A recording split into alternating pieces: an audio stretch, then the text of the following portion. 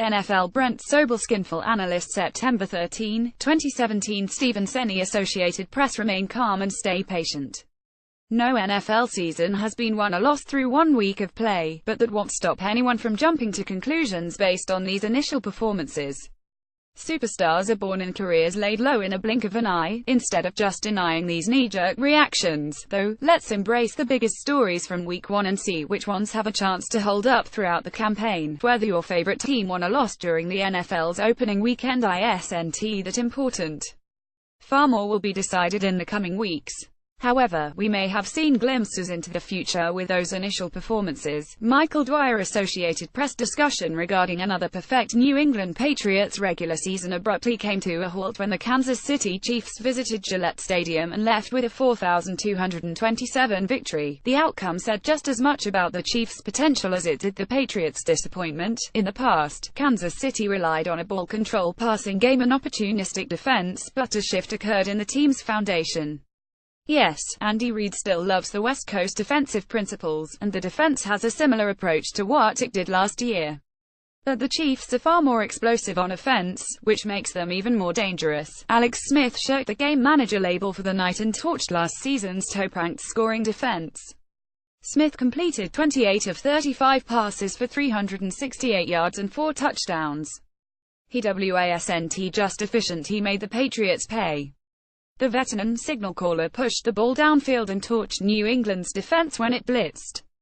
Smith was 8 of 10 passing when coordinator Matt Patricia sent pressure. According to Pro Football Focus, the 33-year-old quarterback can't possibly perform at the same level every week. That's okay because the Chiefs found their new workhorse. Kareem Hunt was supposed to play second fiddle to Spencer Ware, but the incumbent suffered a season-ending knee injury during preseason. The third-round pick responded with 148 rushing yards, 98 receiving yards and 3 total touchdowns. His 246 yards from scrimmage in his debut were the most ever, per Elias Sports via ESPN Stats Info. There was a good chunk there where we were going as Kareem was going, Smith said, for the Associated Press via ESPN.com. He was really a big chunk of the offense tonight. For a young guy, we put a lot on him, in all facets of the offense tonight, and he was able to handle it. Eric Berry's season-ending Achilles injury will hurt the Chiefs' defense, but the offense is now dynamic enough to pick up the slack. The Chiefs have won 44 games since Reid became the head coach. Their success shouldn't be a surprise. How the paradigm shifted regarding their approach to winning is a big deal, though. Outlook playoff squad just short of league's best. CNM Happy Getty Images. The Indianapolis Colts are the NFL's worst team. Seriously, they are. While the team and its fans hope Andrew Luck appears out of the ether like Daenerys Targaryen flying to Jon Snow's aid, even the quarterbacks return to the lineup, whenever that may be. Probably isn't enough to save this sinking ship. Yes, Luck's presence will help the offense, which was never more apparent than when quarterbacks Scott Tolzien and Jacoby Brissett provided a pathetic performance during Sunday's 469 loss to the Los Angeles Rams. But the issues within the roster appear to run even deeper. The defeat points to multiple concern areas, starting with the coaching staff's inability to adapt. Outcoached in this football game, head coach Chuck Pagano said, per ESPN.com's Mike Wells. It's my responsibility and it falls on me. It all starts with me and I didn't do a good enough of a job getting this team ready to go. Offensively, the running game and line remain worrisome. The Colts running backs averaged 3.1 yards per carry. While the defense performed well against the runs, Indianapolis surrendered 306 passing yards to Jared Goff. The good news is 14 other teams started the season 0-1. Even if the Colts find themselves in a lost season, the number 1 overall pick isn't a bad thing because there will likely be a bidding war to trade up for USC's Sam Darnold, Wyoming's Josh Allen or UCLA's Josh Rosen. Outlook league's worst until Luck's return. Jose Juarez Associated Press. The Arizona Cardinals haven't looked quite right since the 2015 campaign. All the team has done is gotten older since that point and now features the NFL's oldest starting lineup, per ESPN's Mike Rodak. To be more accurate, Carson Palmer and Larry Fitzgerald aged, and they appear to be on the verge of retirement. Running back David Johnson became the heart and soul of the Cardinals' offense last year.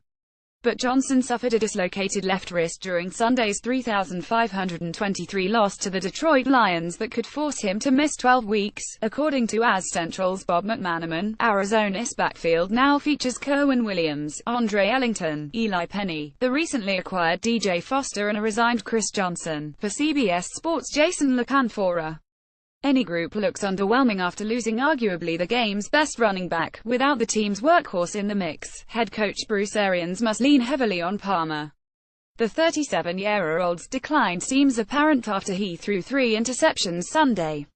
During his last 5 games, Palmer has thrown 7 touchdowns compared to 8 interceptions. "I thought the offense was okay," Palmer said, per ESPN.com's Josh Weinfuss. "But just disappointed in my play. Just disappointed in myself. Didn't make enough plays. Made some bad plays. Just disappointed." The receivers didn't help their veteran signal caller with multiple drops. Plenty of talent still exists on the Cardinals roster, particularly on defense.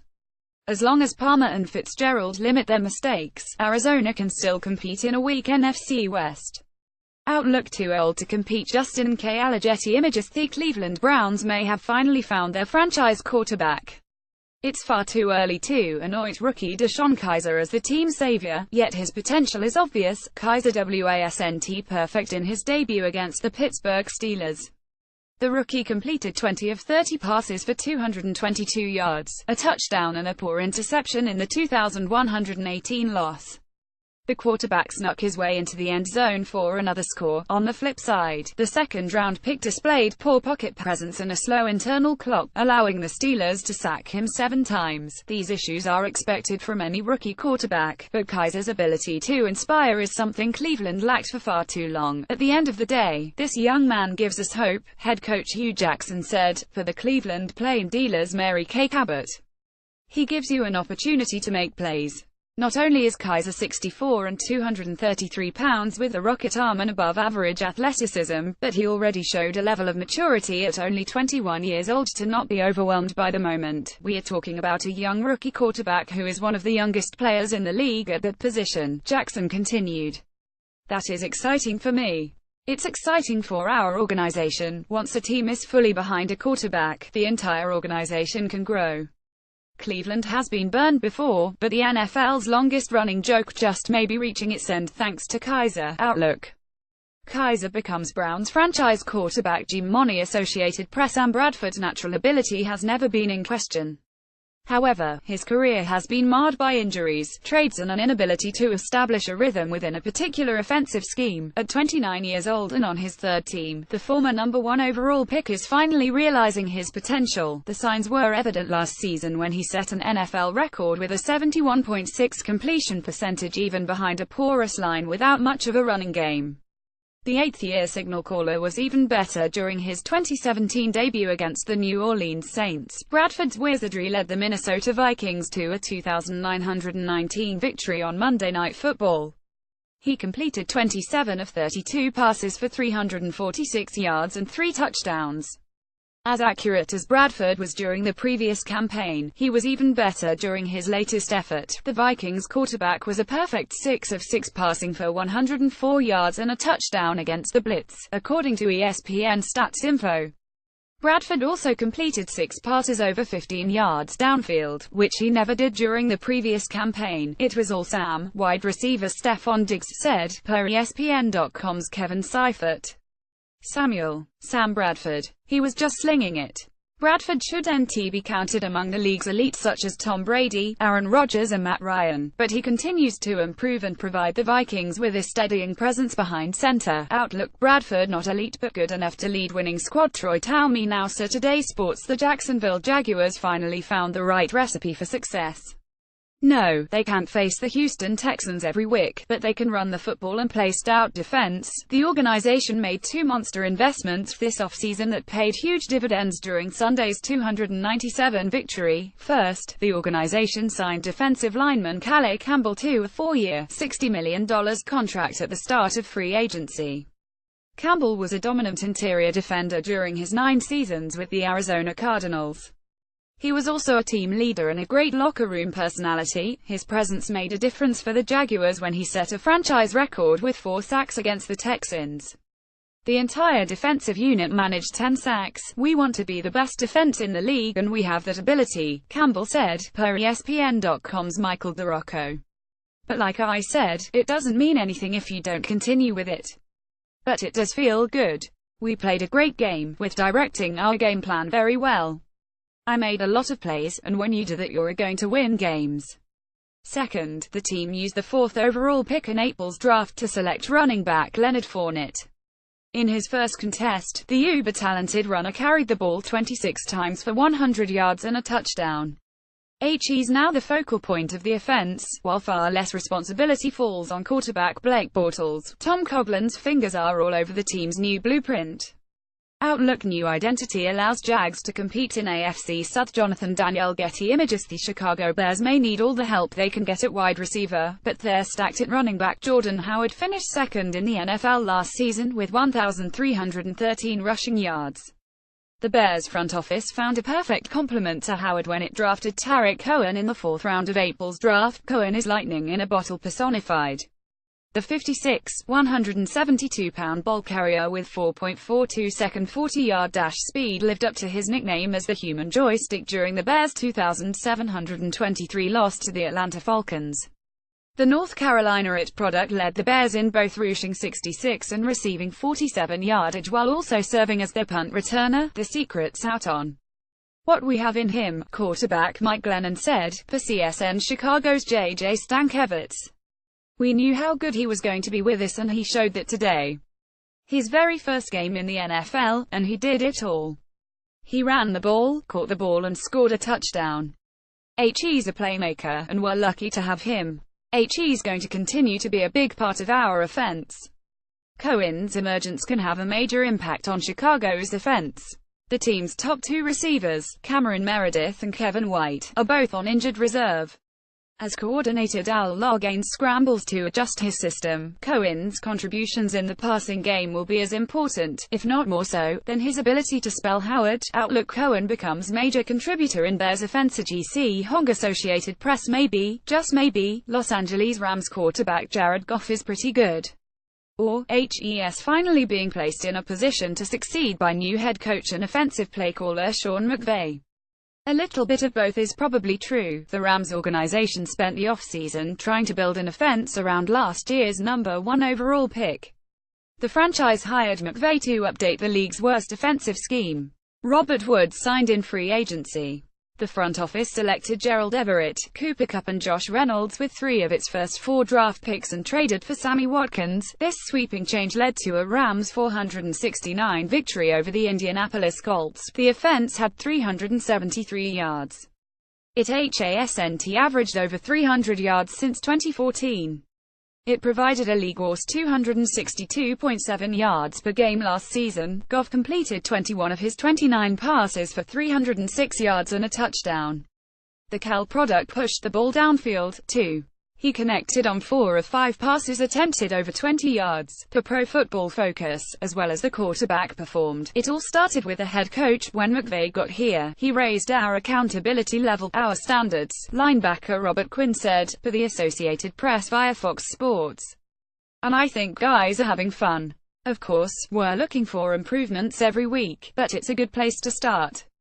The Rams are better off with McVay leading the way. The team still needs to prove it can be competitive on a weekly basis, and Goff must continue his development, but a promising start should have the organization and its fan base excited. Outlook Goff plays well all season under McVay's direction. David Richard, Associated Press. Little brothers live in the shadow of their big brothers. It's just a fact of life. J.J. Watt casts a wide shadow as a 3-time NFL Defensive Player of the Year, and T.J. Watt will always be J.J.'s little brother. But the younger sibling made everyone notice his play during the opening weekend instead of just discussing his bloodlines. In fact, T.J. Watt did something in his debut that his brother never accomplished when he recorded a pair of sacks and an interception during the Pittsburgh Steelers' 2,118 victory over the Cleveland Browns. This year's 30th overall pick gave All-World left tackle Joe Thomas everything he could handle plus more. TJ Watt's teammates were more impressed by his understanding of the game and his positioning to make plays. He understands what we need from him, and he goes out and executes, defensive end Cameron Hayward said, per ESPN.com's Jeremy Fowler. He's a smart rusher. He doesn't put himself in situations where he's out of a play. As a result, the Steelers' defender became an early contender for NFL Defensive Rookie of the Year. TJ Watt has a long way to go to be considered his brother's equal on the football field, but the initial signs were positive. Outlook Watt named to All-Rookie team Ron Jenkins. Associated Press. The Dallas Cowboys' secondary underwent a major overhaul this offseason, and the group appears to be better as a result. Brandon Carr, Barry Church, J.J. Wilcox and Morris Claiborne all signed with other teams during free agency after starting multiple games last season. The Cowboys front office decided to lean on those left on the roster plus the additions of Nolan Carroll and a couple of draft picks, even when veteran Orlando Scandrick left Sunday's 193 victory over the New York Giants with a broken hand. One rookie proved to be ready for the opportunity. Chidobe Awuzie ranked second among first-year corners when he allowed 0.71 yards per coverage snap in Week 1, per Pro Football Focus via Cowboys News. Last year's first-year standout, Anthony Brown, was even better. Brown allowed only one reception for 6 yards and a 0 quarterback rating in his coverage, per PFF. His interception sealed the Cowboys' victory, too. The Giants were without Odell Beckham Jr., but head coach Ben McAdoo now knows who the Cowboys' cornerbacks are after needling them a little bit last week. Ultimately you are measured by how many points you give up, Cowboys coach Jason Garrett said, per ESPN.com's Todd Archer. For us to hold them to 3 points, they've got a lot of weapons on that offense.